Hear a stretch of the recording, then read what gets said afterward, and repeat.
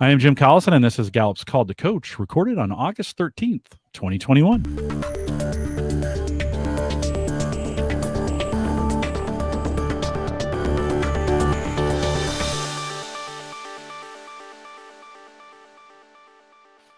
Call to Coach is a resource for those who want to help others discover and use their strengths. We have Gallup experts and independent strengths coaches share tactics, insights, and strategies to help coaches maximize the talent of individuals, teams, and organizations around the world. If you're listening live, love you have you join us in our chat room off our live page. You can just click the link right above me. That'll take you to YouTube. Sign in with your Google account and join us in chat. If you have questions after the fact, you can always send us an email. Many of you do.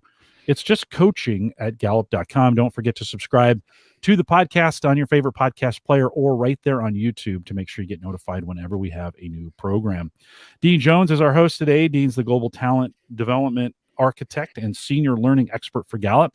And of course, he's the chair of Gallup's Diversity Council. And Dean, it's always a great Friday when I get to spend it with you. Welcome back to Call to Coach. Yeah, thanks so much, Jim. I'm really happy to be here. This is great.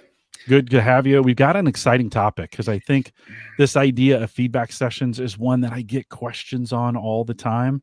And I think some coaches, to be honest, get a little intimidated by it and have stopped asking questions about it because they're afraid it may look like, oh, I don't know what I'm doing. And so I think we're here today and maybe in the next session to dispel a lot of that. And I think you got some great stuff. Where would you like to get us started today? Yeah, let's just talk about the topic. You know, I as you know, Jim, I kind of struggled with what to call this session because I wasn't sure how to kind of get into it. I think one of the basics. So we always say one of the basics for people when you're introducing strengths to somebody, and particularly if you're introducing strengths inside of an organization, we always say there's kind of the basic three things, right? The basic kind of trilogy here, which is first they do the assessment, then we give them some basic education, and then we give them a one-on-one feedback session, right? So first they do the assessment, so they sort of know it, and certainly we want people to go through and read their report. Now that we've got this great, beautiful, all 34 report that's so robust that there's just a lot to digest there.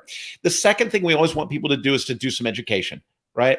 And the reason we put that second is we used to tell people, hey, do a strengths feedback right after people get the report. What we found is then if you're a coach and you're working with somebody, you end up doing a one-on-one education session versus really coaching them or giving them feedback on their unique strengths.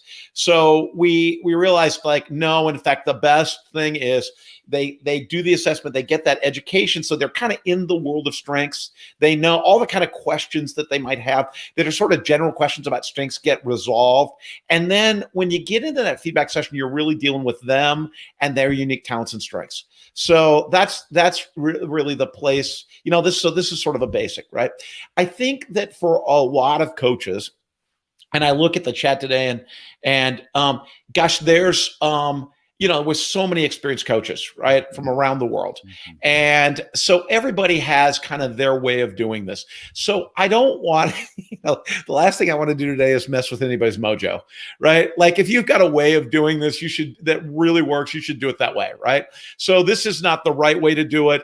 All I'm doing is kind of sharing some stuff around how I and some of the other coaches that I work with think about doing the preparation around it. I do know that for a lot of coaches, I think in the beginning, you tend to, there's always in the beginning when you're doing these, you tend to overthink them a little bit and you worry, do I have the competence or do I have the depth of insight into the 34 themes and like that? And then you kind of get over that thing and feel like, okay, I know what I'm talking about, right? Mm-hmm.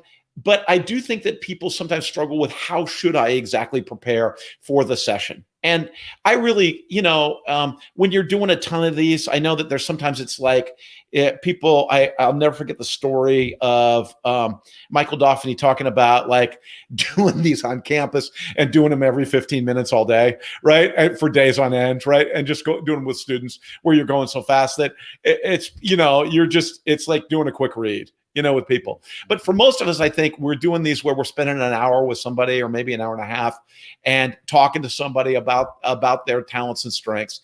And I think it's important that we're preparing to really make sure that experience is a turning point for people, that we really do kind of light up strengths, right? And so I think for a lot of coaches, they're not sure exactly how to prepare.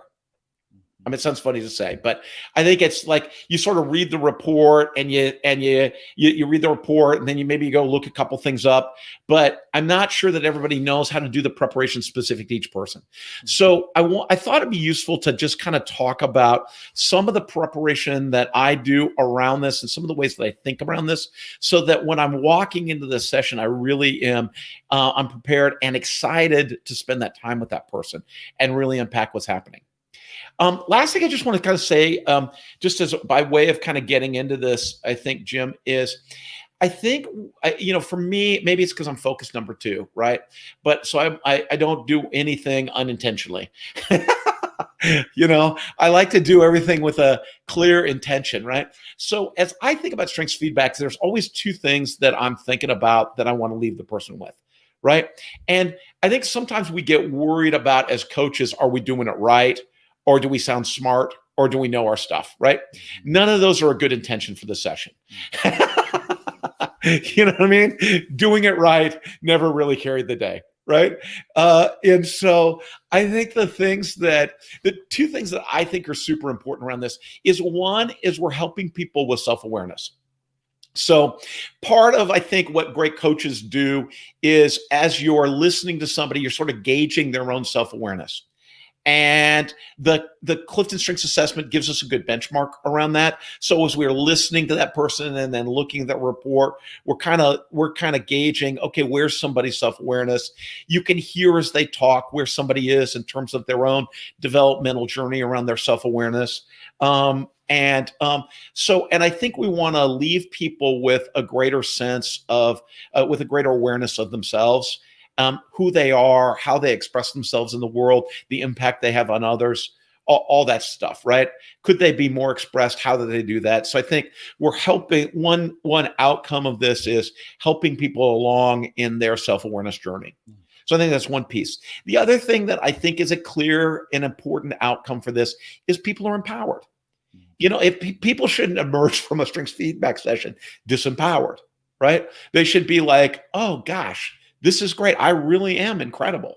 And I've really got a lot to contribute. And I really feel like I've got openings now to be able to contribute that. So I think we got to have our eye on the not just am I aware of myself, but am I empowered to express myself powerfully in the world?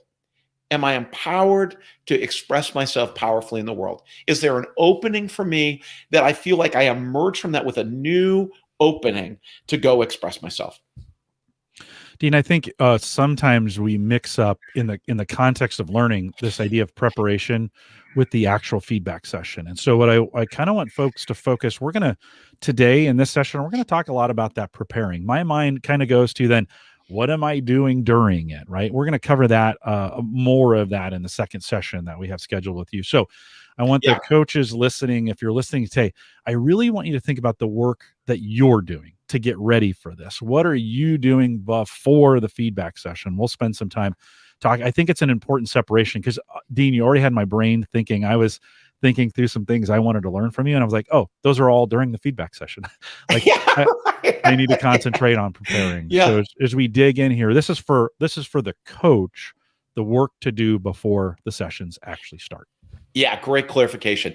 Exactly. This is the thing that you want to make sure you're doing. I always think, when I used to train our course leaders, I'd always talk about how, if you really want to have impact, if you really want to be able to really be present with people, you've really got to prepare.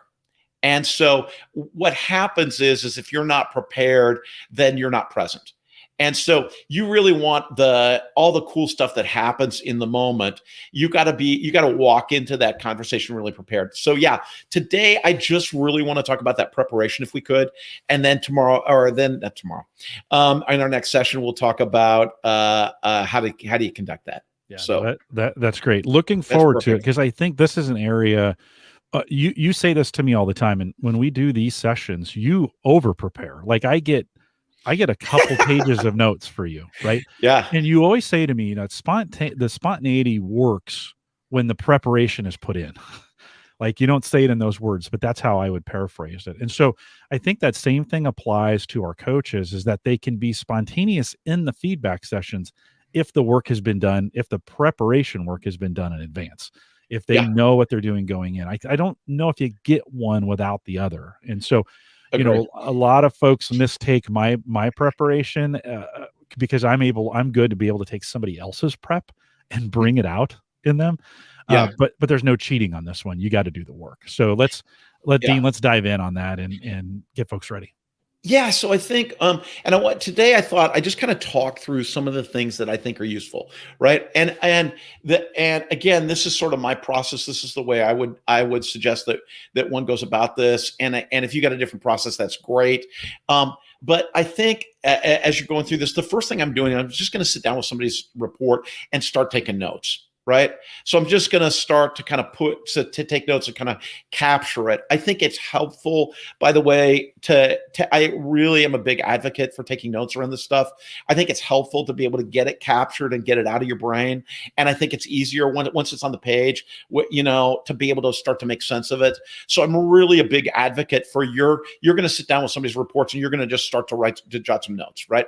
So, and today, as we go through this, I thought it'd be useful I'm going to show you my CliftonStrengths report. So as we go through this, I'll kind of talk through what am I looking at when I'm doing this, and what are the kind of things that I'm doing. So the first thing I do is just read the whole report.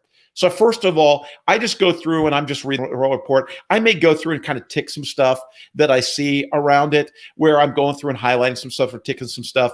But I just want to get a sense. It's kind of like before I do the analysis on the book, I'm going to read the book start to finish, right? So I just go through and read the whole report. And that's the first thing I do. The second thing I do is I start to go through the report. And Jim, why don't you pull up my report? Yeah, so this is my report. You guys can all make your own assessment here. You make your own judgment. But the first thing I do then, after I've read the whole report, I'm going back through it for the second time. The second thing I like to do is I like to go through and just spend some time with the theme sequence on the first page. So I'm just sort of thinking about those. And I notice I'm looking at, I first like to look at the top 10, because I know that roughly speaking, about 90% of their behavior is going to come out of that top 10. So I get real interested in what are those top 5? What are the next 5? So I'm looking at, what does this tell me about this person? What are my initial impressions of this person? What am I thinking about? Sometimes, I see stuff like, I'll see somebody that's got a ton of relationship themes, and I'm like, oh yeah, that's great, or a ton of thinking themes. I'm like, oh yeah, that's exciting. You start to get some sense of who they are. So I like to really look at what are those top 10 themes. So what are the things that fundamentally we're working with? The next place I like to go is I like to look at the bottom 5. Right? Those are the ones we know are going to be if they fire ever, it'll be a surprise, right? We're seldom going to see those, and so, you can see with me, I lead, my activator, my focus, my woo, my strategic, my relator, my top 5, right? You can see at the bottom, harmony, context, consistency, deliberative, right? And so I'm looking at those bottom 5, and I like to kind of notice, okay, what's down there, right? And particularly, I'm starting to relate to, okay, what's down there related to what's up top, right? Activator number 1, deliberative way down, right? So as I'm looking at that. So the other thing I look at is I like to look at the 11 through 15. So I like to see kind of what's there. That's kind of, sometimes I call that kind of the floor. I feel like that 11 through 15 is the floor that's right underneath all those top 10 themes. So, I like to know, and it's sort of the foundation that's underneath there. I think sometimes what happens with people is there you are, you're cooking along with your top 10 themes, and all of a sudden you reach down to the floor and pull up one of those themes, and so I want to know what's on the floor. Like you see, with Dean Jones, you see that self-assurance come up. You see that ideation come up, right? So every once in a while, you see that positivity or that significance come up, right?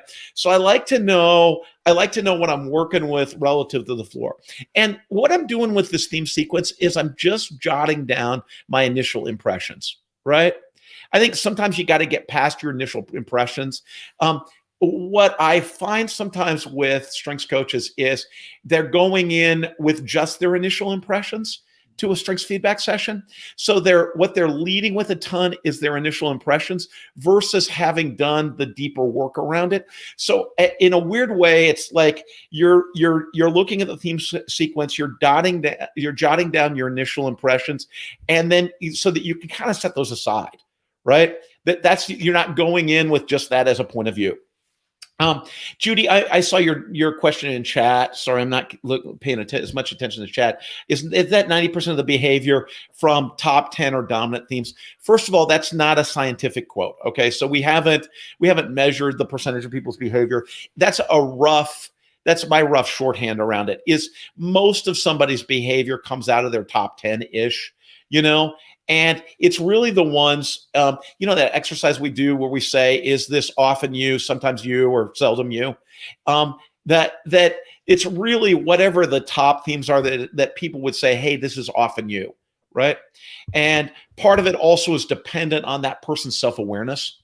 So some people may say, gosh, I am often, I lead with so much ideation and it's my number, 27. We have to gauge, okay, maybe we have some low self-awareness around that. So one is I don't want to leave you with it that came straight out of the research department. Now, what my point is that we're really looking at that the majority of somebody's behavior is going to reflect that top 10. There's that we're going to see that. So I spent some time with the first page of the report, just kind of looking at that theme sequence and getting my initial impressions around all of that, right?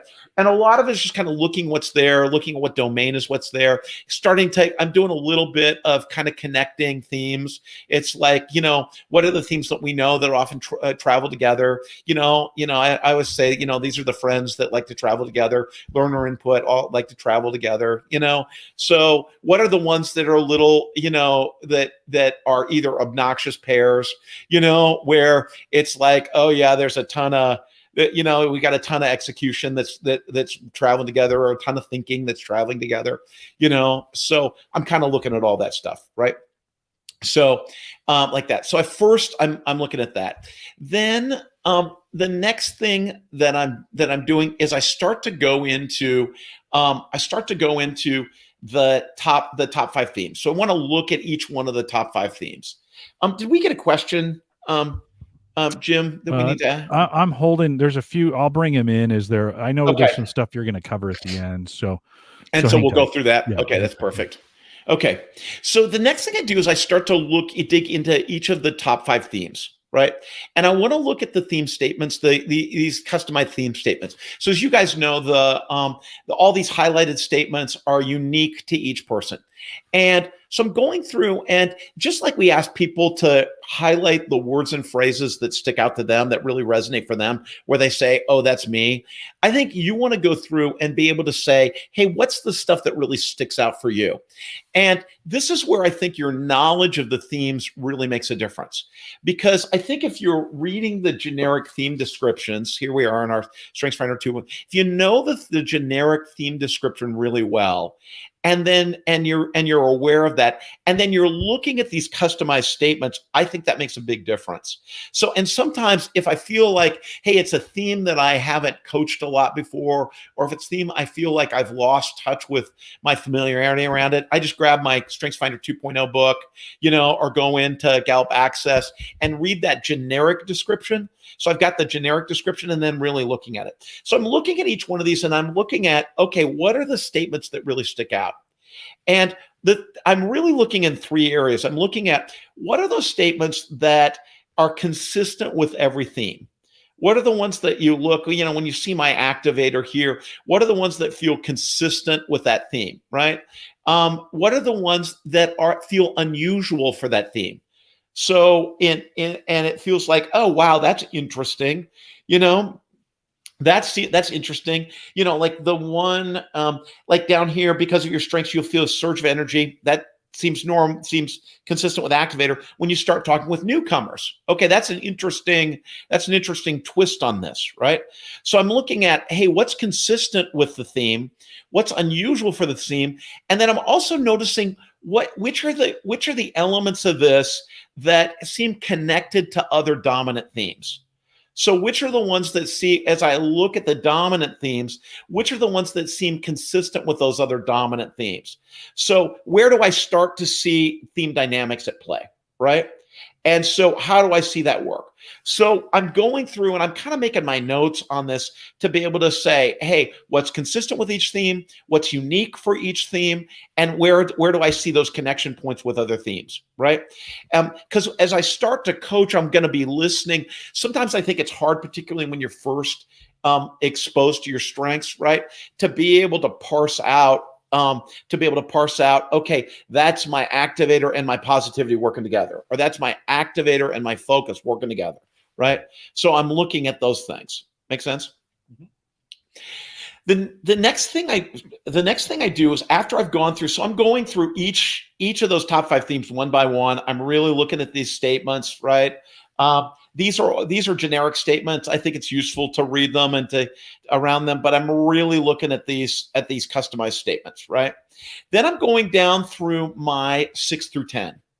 And I start to read the 6 through 10. And again, we don't have as many customized statements here, right? We're really just looking at, okay, what are those themes?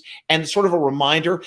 As we go through this, I like to as I'm reading the descriptions, I'm thinking about, okay, how does that theme typically express itself? And where did I see the connection points with the top 5, right? Where did I see those connection points with the top 5 where I can say, oh yeah, that's being expressed there. That makes perfect sense, right? So that I know what's happening. So by the time I've done that, I've gone through everybody's top 10, right? So I'm really focusing on helping them with the dominant themes. You know that when somebody starts out, we used to say, gosh, you could spend your first couple years with strengths just unpacking your first 5 themes. And it's really true. It's really true where people start is, in a strengths feedback session, that's an initial strengths feedback. If they walk away and they feel really like clear and confident around those first 5 themes, then man, that's a win for all humanity, right? If you go beyond that, I think that's great. But I always like to make sure as I'm thinking about what's happening, given that I'm a guy and you're people that are comfortable with all 34 themes, I want to make sure I've got perfect clarity around what's happening here. Jim, were you going to say something on this? Yeah, Dean, I find personally, I live in the top 5. When I go down to 6 through 10, I hit it and then bounce back. So it's kind of like, oh, ideation, boom, move back up. Oh, developer, move back up. Oh, relator, move back up, right? It's I kind of bounce off that. And I think a lot of folks will as well. They're there. I work, I aware of them. There's some great insight on them. Oh, that's why my maximizer is shaped this way, because it's bouncing off individualization, right? So that's kind of how it works for me. Yeah, and part of why you want to do that, I think, is, let me just go back here. It's because you want to be clear. Sometimes in a strengths feedback session, somebody says something, right?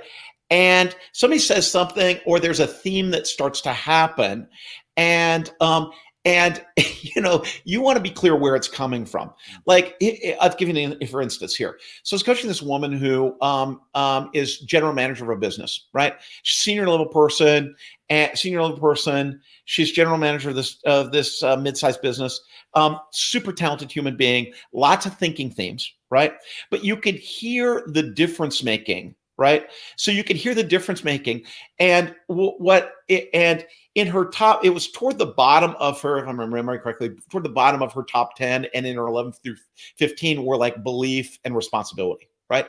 So if I'm just focused on the top 5 and thinking about the top 5, I'm going to wonder, where's this difference making coming from, right? Because there's nothing in the top 5 that said that. I could hear what I could hear was the belief and the responsibility resonating through all those themes. So for me, I want to know, oh yeah, okay, we've got this. This is where that's coming from here, right? This is where this is coloring this, right?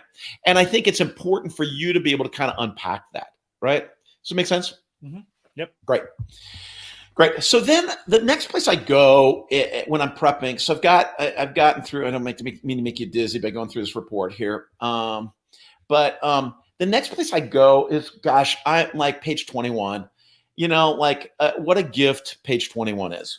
I'm It's like, by far the most popular page on the study flow ah, report. Everybody comes to 21. Yeah. yeah, it's huge. It's one of those things where I think it's just super helpful. It's super helpful. A lot of times when I'm doing strengths feedbacks, and I do a lot of them on Zoom, um, I've just got this on. I'm sharing this page on screen, right? So we're looking at it together, right? We can see it's a snapshot of everything. It's visual. I think it really helps people to be able to visualize around that, and so I think it's super useful. So again, in my preparation, I'm going to page 21, and man, I'm studying this thing. Right.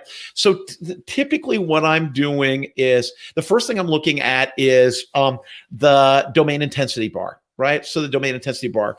I'm working with somebody right now, a guy who's a senior leader that I'm coaching. And he asked me this great question. He's like, hey, is this a process bar? Or, tell me about does it start with your strongest domain? And then as you work, is it like you start with your strongest domain and then move to your lesser domains? Or is it, how exactly does this work? And so I think it's important to just distinguish. This bar is not designed to be a process bar. This is really just your disposition, right? And again, just like the chart below is a breakdown of your chemical elements, a breakdown of your DNA. I think that bar really is, if we look at a high level of where are you disposed to operate, right? If we look at your kind of DNA, you can see, like for Dean Jones, this is a big influencing guy. And I've shared this before, but prior to CliftonStrengths, I thought of myself as a big people person. Right? I was a big people person, right? I love people. I love having relationships with them. And I realized that I wasn't so much a people person as I was an influencing person. And that a lot of, you look at my strengths here down below, I've got that one lonely relator, that this poor human being, it's like, is lucky that he has any friends whatsoever.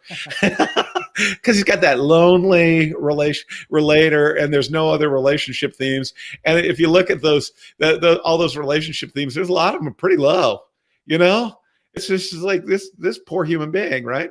Yeah, so but even that for you has its own advantages. So we're not here to psychoanalyze you. I know. So funny. Keep going. But the thing, what you can see is I lead with a lot of influencing, right? So I lead with a lot of influencing. So, and I think it's your disposition, right? I always think about, like, when I'm looking at that process bar, how is this person disposed to act? Is this person disposed to build relationships? Is this person disposed toward executing? Is this person disposed toward thinking? What is sort of the dominant way that this person is disposed to see the world, right? And so that bar is really about your disposition. And then as you start to kind of dig in to the strengths by domain, then you start to really look and say, okay, what are those individual strengths in each domain? So this is where I really go to work. And sometimes, I love to fiddle around, and, sometimes I'll write on the report on Zoom as we're going through this. So I'm sharing the report and kind of, as I'm talking to somebody about it, just kind of writing through the things. So I always look at I start out and look at what are the individual strengths in each domain. Okay. So what are the individual strengths in each domain? So I'm looking at the thing that everybody pays attention to and gets worried about is, where are the most strengths?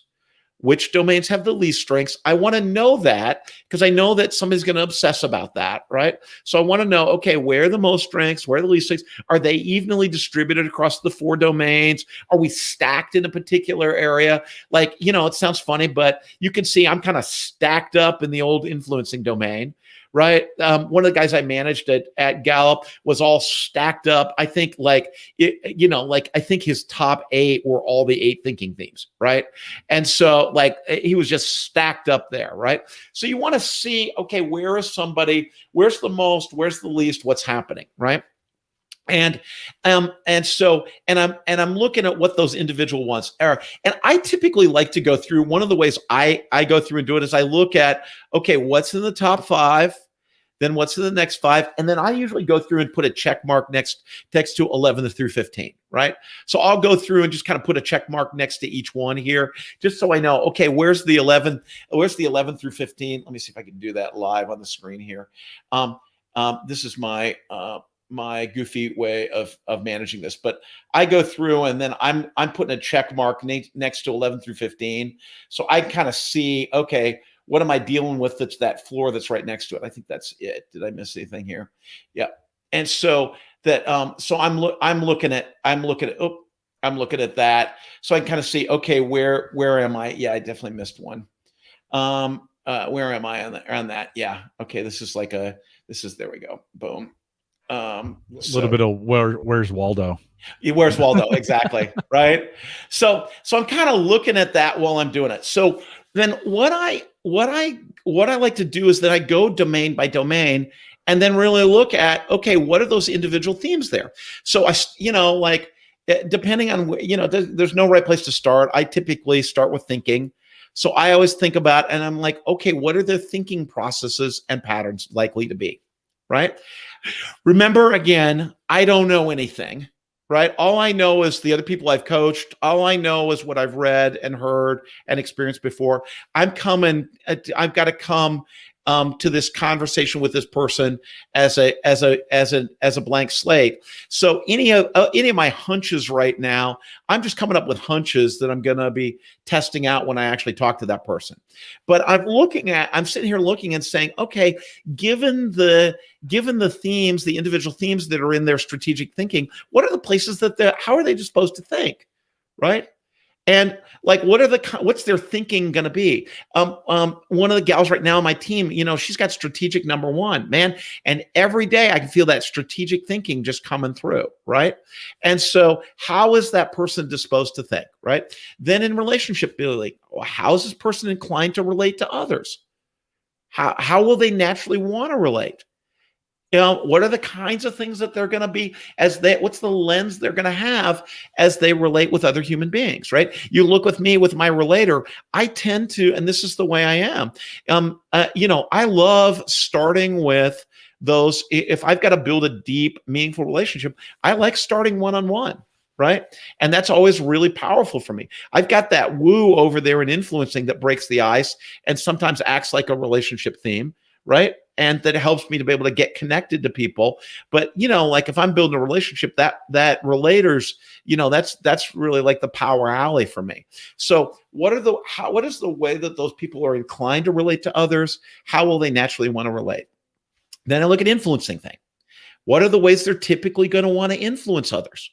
What's that going to feel like, right? What's the energy or the forcefulness or what's going to come out, right? You can see with me, I lead with a lot of woo and communication, right? So there's going to be a lot of energy, that activator number 1, a lot of energy, a lot of communication, a lot of that energy coming at you around that, right?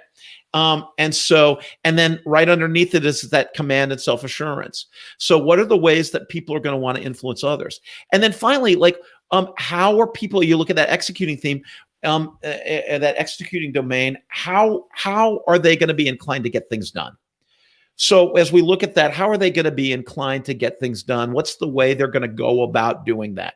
Is there a lot of arranger in there? Is there a lot of discipline? One of the guys on my team right now has discipline number 3. And man, you just see it every day. That's the way he goes about it. This guy's like, he's making it happen day by day, with his discipline and his achiever. So I'm looking at that, right? And so I like to think about, as I'm going through and looking at those individual themes, a couple things, right? So I'm looking at the individual themes. I'm looking at the typical attributes of each theme. And by typical, I mean stereotypical, right? So we know there's typical attributes. They may or may not be present for that person. So we got to be open to that. I also try to think about what are the negative attributes of the theme. I know this sounds kind of funny to say, but what are the ways that people sometimes have trouble with those themes or where it gets out of control, right? Like I know, gosh, I'm coaching with somebody with high responsibility. There he is, Dean Jones, responsibility number 7, right? I know that typically, like, people with high responsibility often have boundary issues, right? What's my job? What's somebody else's job? What's my business? What's somebody else's business, right? So I want to think about, and I'll jot those down. What are the typical positive attributes that are coming out of this? What are the typical things that we need to manage around that, right? I particularly want to notice the themes or the domains where there's few themes present. So in this case, I'd look at that relationship building domain, right? I want to look at that and say, okay, how is this person going to compensate, right? So we know, like the funny joke that we all love to tell is just like, oh, no relationship themes, that means no relationships. No thinking themes, that means no thinking. But we all know, we all build relationships, we all think, we all influence, we all execute, right? And so I always like to look and say, okay, how's this person? Okay, we got few themes that are dominant here. How's this person going to be building relationships? Likely, in all likelihood. Like for instance, I know a lot of folks that have a ton of executing themes, but very few influencing themes. And a lot of the way they influence is through that execution. So responsibility oftentimes, man, feels like a big influencing theme, or achiever can feel like a big influencing theme, right? Or discipline. So I'm always thinking about, okay, if there's very few themes that are dominant in a particular domain, then where's that person likely to be compensating, right? Because I want to be listening for that as I'm actually talking to them, right? And again, I want to notice the themes where there's lots of themes, or the domains where there's lots of themes present, right? So you look at Dean Jones and you look at that influencing area, lots of influencing. Is he going to get into trouble because there's so many influencing themes? Now, you and I know the answer is yes. But, like, where's the place where somebody, because they've got a ton of themes stacked up in a particular domain, might get themselves into trouble, or might have to manage that, or might have some challenges expressing that, if they're kind of stacked up in a particular area. There's a gal I coached for a long time, who's, again, a senior executive. She's a ton of relationship building themes, right? And very few executing themes. And a lot of what we worked on together was, how does she doesn't get anything done by herself. She gets everything done through people, right? So how do we help her use those relationship themes and get everything done so that we execute through people, right? Worked with a group of senior executives, very few influencing themes, tons of executing themes, right? So how do we influence through our ability to execute, and so on? It's such a great reminder, Dean. I mean, I have strategic thinking and executing way at the bottom, and I realize I get things done and do my thinking, like you said, through people. So Right. I'm stacked on relationship building and influencing. And so the best meetings are ones where we collaborate, where we get together, where we can talk it through. That's how I do my, and I rely on others for that. And so I just think it's a great example on this. What about when we come to drawing conclusions this early without having a conversation though, Dean, Yeah. what else are we looking for that kind of keeps us from trying to be a savant or a fortune teller in this when we get together with them? Yeah, I think the piece that we want to look at, I'm going to do one more piece and then I want to go there, but I think the piece where we're going with this is, sometimes people get worried. I don't want to get on the phone with somebody and read the tea leaves. So I'm just going to go in and just listen to whatever they say, right? But if we don't prepare, we're not really equipped to make sense of that, right? And that's the challenge. I think it's like, like years ago, I worked with a sales guy who said, I literally don't know when I know anything about the client or anything about the company before I go for my first meeting. I just want to go and have them just tell me and be surprised. Well, the problem with that is that you don't make efficient use of your time, right? Then you can't really zero in on what's happening there. It takes time then to make sense of it. So you're either going to do this before the session or you're going to do this after the session. And with some people, you may not have a second shot, right? So it really allows you to be able to zero in on what's interesting here, right? Let me do one more piece, and then I want to talk about what you're going to do with all these notes you've taken. Okay, so so some of the other things I'm looking at. So I've gone through domain by domain. Then I start really looking at some of the kind of questions I ask myself and that I'm looking and I'm looking at this. One of the common questions I ask people, and I think I've mentioned this before, is where's the engine here? Right? Where's drive, energy, determination going to come from? So, and we know that some of those themes can be big engines. We know, for instance, achiever can be a big engine for people. Significance can be a big engine, that big ego drive. Competition can be a big engine for people. But I'm looking at where's the motivation or where's the drive and the energy going to come from here. So I'm really looking at that. Another thing I'm looking at is what's somebody's work style going to look like? How are they going to organize and approach their work given what we see here? So what's that going to look like? Another question I may ask myself, and we could go through a whole session just talking about these questions, but another thing I always look at is I look at the temporality of their talents. So I look at where are they likely to be focused in time. I did some coaching with somebody around this to just really look at somebody. Like sometimes people are very past based. They've got a lot of themes that they tend to be very past based. Some people are very present based. So let me give you an example. I worked with somebody who was high adaptability, high arranger. Right. So it was a lot of being able to react in the present, make it work in the present around that. Some people are very futuristic. You look at me, I tend to be a futuristic cat, right? I have futuristic, I have focus, right? I have a lot of those themes that have me I have strategic. I tend to be kind of a futuristic cat. So I'm always looking at kind of what's the temporality of somebody's strengths. Another thing I ask about is the energy level. So I'm looking at, given these themes, what's likely to be the energy level of their talents, themes, of their strengths around this, right? Are they likely to be a low tone human being? Are they likely to be super high tone? Are they going to be somewhere in between? So you look at mine, you can see the energy coming off of, the activator and that woo and that communication. There's a lot of that achiever even. There's just a lot of energy coming off of this profile. So I'm looking at where's that energy level, right? Because that's going to then translate, again, each one of these, the motivation, the work style, the temporality, the energy, all those things are going to translate into what's the contribution they're going to make, what might be barriers that they're dealing with. Finally, the other question I ask is what are the themes around that? What are they going to use to connect and collaborate with other people? So what are the things that they're going to use in around building relationships and connecting and collaborating? So those are the kind of questions I'm thinking about as I'm going through this. What's the engine? Where's the motivation and drive coming from? What might their work style be? Right? What's the temporality or what might be the temporality of their strengths be? What's the energy going to look like? How do they connect and collaborate? So I'm looking at all that, right?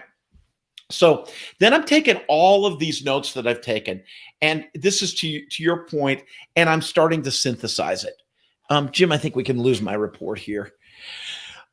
So I'm taking all these notes. So I'm taking all these notes, right? So I've gone through and I've read this report. I've really studied this report. I've taken all these notes.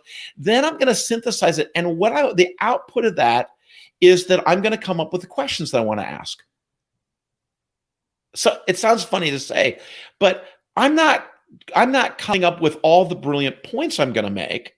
I'm coming up with the questions I'm going to ask, right? And so I find that when you're not prepared, you end up making more assertions. When you're prepared, you tend to be better equipped to ask questions and lead the session through questions. So if you're prepared, you've made all the points, you've made all the assertions around it. And I always tell people that what you're doing is coming up with a hypothesis. So this is like junior high science, middle school science. I always tell, if you were just to remind you, in middle school science, we all learned that a hypothesis is a proposed explanation for an observable phenomenon, right? If you knew that already, you got an A in middle school science, right? The other definition of a hypothesis that I love is it's a provisional theory whose merit requires additional evaluation. I'm going to say that one again because I think that's the working definition for us, right? It's a provisional theory about somebody whose merit requires additional evaluation. In other words, we're coming up with sort of a working understanding of who we think this person might be. And we're going to, in our strengths feedback session, we're going to kind of test that to prove it or disprove it. Oh yeah, that turned out to be exactly the way I thought it was. Whoa, didn't expect that. Totally different direction. Okay, that's good to know, right? So, but we're coming in with sort of a point of view around this, right? So what I'm doing is I'm starting to now synthesize my notes into a set of questions that I think I'd want to ask around this. Now, I would say all coaches have kind of opening questions that they love, and they typically use. And I think, we typically start a feedback session with a lot of indirect, open-ended questions. And I think that's always, what'd you notice in your report? What confirmed what you already knew about yourself? What surprised you? Was there anything that didn't make sense to you in this report? Right? So as you read the report. So those are some like typical kind of open-ended question. What's working? What's not working? Where do you know? And that helps us to be able to know what's the degree to which the person understands what they read. What's the degree to, I think we're also testing for awareness here. If you've done our advanced strengths coaching course, where this first developmental milestones, understanding, awareness, appreciation, right? We're sort of testing for where we're at for that. Right? What do they understand? What don't they understand?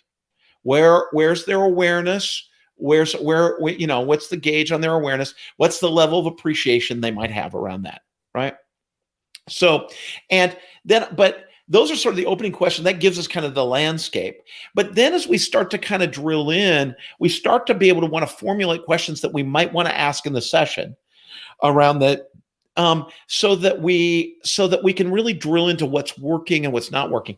Typically, what we're going to cover in a session is, and I always like to know, right up front, I always want to ask people, and sometimes I ask people this to let me know this before we even do the session. What do you want to accomplish in the session? What do you want to accomplish? Sometimes people are like, they told me to do this. I got to talk to you for an hour. I'm like, okay. It was required. Not a lofty goal, but we'll get it done, right? Sometimes people are like, I want to see God. You know what I mean? I want to have a full-on religious experience with you. And I'm like, okay, I better have an extra Diet Coke that day because, we're going for it, right? And it's somewhere in between. It's like, hey, look, sometimes it shows up. It's like, hey, I really want to go to the next level of my career. Or, hey, I'm having some issues with people. Or, hey, I want to get better at blah, blah, blah, blah, blah, right? So typically what we're going to accomplish is I want to know, like, what do they want to accomplish? What's their relationship to the report? Where are they relative to that? How this shows up in their life, right? And then typically I'm touching on their contributions, the opportunities for growth they've got, and any barriers they've got, right? And we'll talk more about this stuff in the next session, but typically I want to make sure I'm covering that stuff, or at least I'm touching on that stuff. Cognizant that most of these sessions are an hour. Sometimes you're blessed with 90 minutes, but most of them are an hour-long session, right? So there's only so much that you're going to be able to do. So I want to walk in again with my kind of provisional hypothesis, and I want to walk in with a set of questions. Typically, I'm walking in with way more questions, far more questions than I'll ever actually use in the session. But I'm walking in equipped to be able to really dive into some stuff around that. And I'm asking the questions rather than telling, or trying to pretend like I'm psychic. I'm walking in with questions to start to probe, to kind of understand. And my questions, having done this preparation, I'm really well equipped to really zero in on the stuff that's going on, rather than I'm playing catch up during the whole session, trying to figure out what I should be zeroing in on there. Okay. So let me just stop there. I think that's what I got for today. Do you want to take some questions, Jim? I do. We got a few loaded up. If you got some more questions, throw them in the chat room. Put a little Q in front of them just so I kind of know that's your question. But John asked early on, what do you recommend that coaches ask clients prior to review prior to a feedback session? So homework, so to speak. Yeah, John, here's the thing is my relationship with with people doing pre-work is very limited, right? Mostly, sometimes I'm an ambitious guy. I'm sort of a teacher by nature, right? So, like the word homework is exciting for me. For most human beings, the word homework is not an exciting word, right? So typically the two things I typically want to make sure is, one is I want to make sure they've read the report before we go into the session.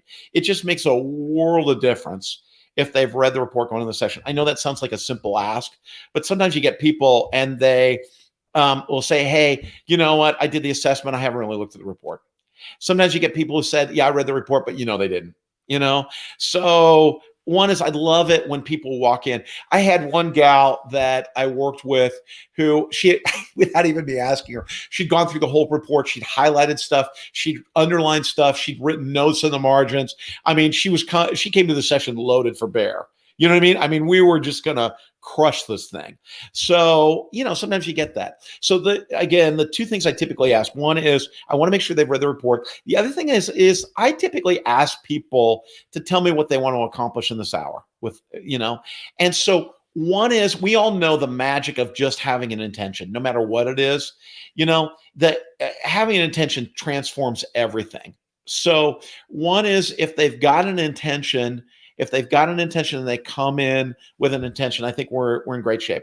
I also want to know what they're grappling with, and it really sets them up to know, okay, we're going to accomplish something in this session. So we're not going to just sit and chit chat, right?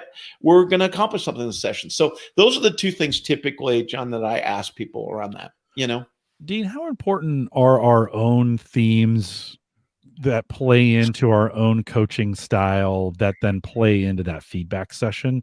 We try to give broad generalizations on how to do these kinds of things, but in your experience for coaches, how do their own themes play into this and the way they lead these sessions? Is there any advice around that as far as, do you do this for yourself? How does that work? Yeah, I think one is, I think I've laughingly called this me search, you know what I mean, as opposed to research, right? I think one is you got to know your own report inside and out, and you got to have done this work on yourself. Because until you have, what happens is your values and biases creep into your coaching just too much, right? Like I'm focused number two. Let's just be clear. I love a goal. I never met a goal I didn't love, right?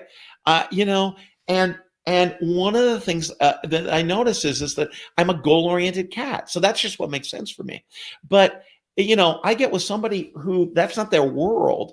And all I'm if I don't know that about myself, I'm listening through where are their goals? Why are there no goals here?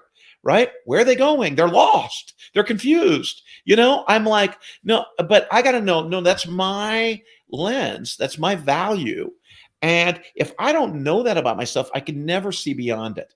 The biggest thing, if you want to be, for all of us, our talents and strengths give us our lens on the world. And until we know them and we see them and we've got great awareness of them, we can never see beyond them. We think that's the way the world is, and we can never see beyond it. And so we got to know that first about ourselves so we can see, like, okay, where are we going, right? Mm-hmm. So I'll give you another example with me is activator number one. I'm a guy that loves movement. Mm-hmm. I'm a guy that likes progress. I like to see the movement. Mm-hmm. And there are people that are completely wired around no movement, right? Mm-hmm. And I will tell you that before I knew that about myself, it was like, hey, what's the deal? I was always trying to get people to move, as opposed to realize, like, no, it is a valid way of being to just be, Yeah. And so it's super important that people know that. My first team at Gallup was a bunch of folks who like to think and think and think. And I am built like you. I like to move and be up front. And it was painful. There's just no other way around that. Yeah. Ralph asked a good question. Is there a list of themes, temporality, maybe a package by Kurt? But when you talk about that idea of in the moment, I kind of think many of the themes can live both in the past, in the present, and in the future. Can you talk a little bit about that, Dean?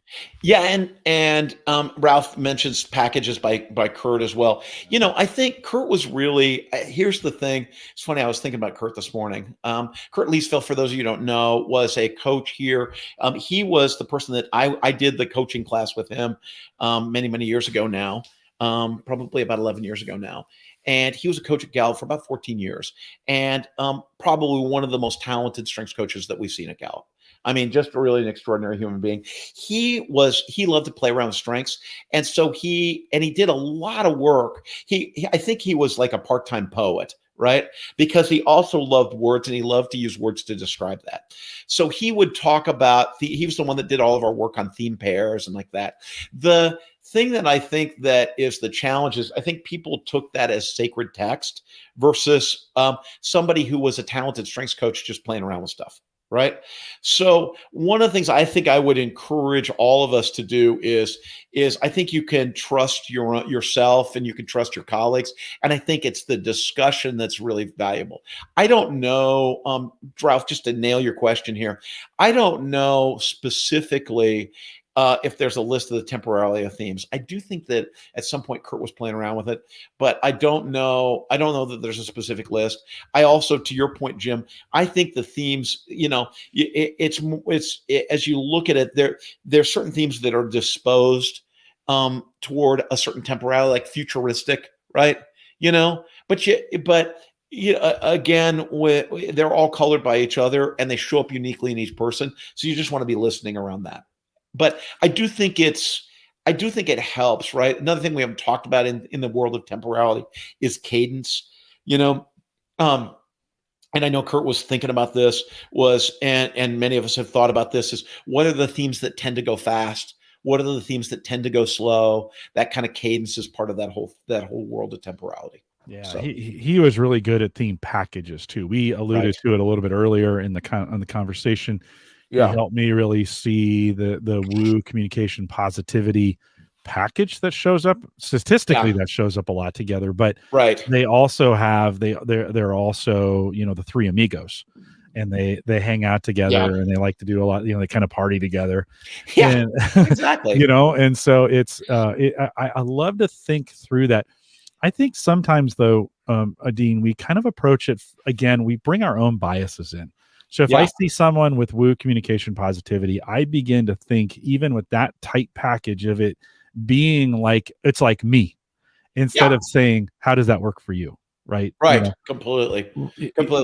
Right. I always laugh because Sherry Tier, who's our chief marketing officer at Gallup, she and I have been friends for many years, 15 years. Right. And we both have focus really high, but she always laughing when you say, gosh, your focus is so different than my focus. Yeah. And my focus tends to be goal oriented. Hers tends to be task oriented. Right. And so, though, to your point, it's like, we just don't know how those tend to show up until we're really in the moment, really listening to that person.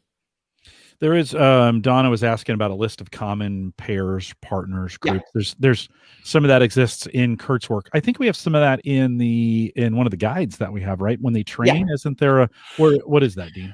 Yeah. So when you do the Gallup Global why am I fumbling? Gallup Global Coach course, right? Strengths Coach course. We give you a guide called the Paired Up Guide. It was also in the ASC, the Accelerated Strengths Coaching course, a Paired Up Guide. It actually came from Kurt's work. It's also, there's an ebook out that has all that work in it. So I think sometimes, that sounds funny, but sometimes people had the Paired Up Guide, they lost their guide or it got damaged or something. And they're like, all is lost, because we don't sell that thing separately. But all that work is in that ebook, right? Mm-hmm. And so that's something we can put the link in the video for this when we do it, if you're interested in that. So that ebook that Kurt wrote was really one of his last big pieces of work. Expanding Your Strengths, in fact, came out after he passed away, and a lot of that work is there. Dean, any final thoughts? And let's point them towards the future. What are you hoping to cover in the next session? Yeah, I think I want to come full circle. So again, remember the goal of this is self-awareness. We're helping people along with self-awareness, and people are really empowered out of this. And we're getting ourselves equipped so that we're prepared to go have a really phenomenal conversation with this person. Sometimes it's a one-off. a one and done. Sometimes we're setting the stage for more coaching that we're going to do with that person. Next time, I think what we'll talk about is, okay, how do you translate then? So you've written all these questions, you've set all this up. How do you then translate it to the session that you actually do with somebody? Right. And how does that start to go? So hopefully this has been helpful. Again, if this is not the right way to do it by any stretch of the imagination. This is just a way to do it. And hopefully it's helpful as you're thinking about your own preparation. I'm excited for the next one. And a lot of folks are as well, because that's really where the rubber meets the road. And so we're excited. But Dean, thanks for backing us up a little bit. I think this is a step we sometimes don't focus enough on, is that preparation of getting ready for it. Sometimes maybe we focus a little too much on it, but that preparation really gets us ready to do the work. And so don't skip it in what you're doing. Well, with that, we'll remind everyone to take full advantage of all the resources we have available now in Gallup Access, and we add more resources literally every day. And so if you haven't been out there in a while, go out to gallup.com/CliftonStrengths. Once you log in, if you go to the upper left menu, drop that down and choose resources, there's a search menu there, and just search away. We've been adding more, including all of these resources for the last, I don't know, 6 months. We've been adding all the Call to Coach programs that are in there, so you can get those. You don't have to leave Access anymore to get them. They're all available for you. Still available as a podcast, but they're there in Gallup Access as well. If you have any questions after the fact, you're listening to the recorded version of this, and you got some questions, send us an email, coaching@gallup.com. I'd love to chat with you that way. Stay up to date on all the resources that are coming up, including Dean's future session on feedback sessions and giving them. That'll be available on Eventbrite. So go to gallup.eventbrite. You just might want to bookmark that. Gallup.eventbrite, BRITE. And follow us there. You'll get a notification from me whenever I add a new event. We have a bunch coming up here towards the end of the year. I want to thank you for joining us today. I hope you're inspired. I certainly am. And we want to look forward to meeting you next time here when Dean brings that back. Lots of stuff coming up. Stay close. With that, we'll say goodbye, everybody.